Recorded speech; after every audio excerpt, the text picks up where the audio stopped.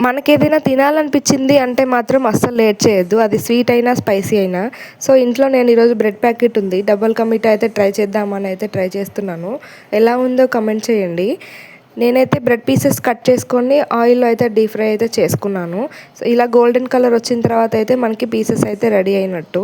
ఇవన్నీ పక్కకు తీసుకొని ఇంకా రిమైనింగ్ పీసెస్ కూడా నేనైతే ఫ్రై చేసి పెట్టుకున్నాను. పాకం కోసం అయితే నేను 1 కప్ షుగర్ తీసుకున్నాను. 2 కప్స్ వాటర్ తీసుకున్నాను. స్వీట్ ఎక్కువ తినే వాళ్ళైతే మాత్రం ఎక్కువ తీసుకోండి. సో, బ్రెడ్ పీసెస్ ఎక్కువ నూనె పీల్చొద్దంటే హాఫ్ అన్ అవర్ ముందైతే ఫ్యాన్ గాలికైతే బయటైతే ఉంచండి ఆ పీసెస్. అప్పుడు ఎక్కువ ఆయిల్ అయితే పీల్చవు.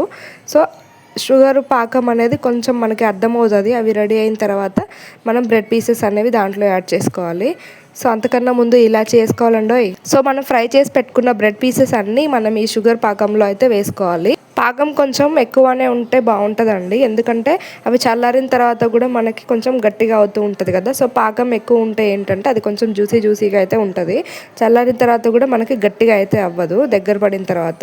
సో, ఇక్కడ నేను పాలు అయితే యాడ్ చేసుకున్నాను. పాలు యాడ్ చేసుకున్న తర్వాత మనం గీలో ఫ్రై చేసి పెట్టుకుంటాం కదా డ్రై ఫ్రూట్స్, మీకు నచ్చినవి అయితే యాడ్ చేసుకోండి. ఇంకంతే, చల్లారిన తర్వాత అయితే సర్వ్ చేసుకొని అయితే మేమైతే తినేసాము. టేస్ట్ అయితే అదిరిపోయింది అసలు. మా హస్బెండ్కి అయితే చాలా బాగా నచ్చిందంట టేస్ట్ అయితే.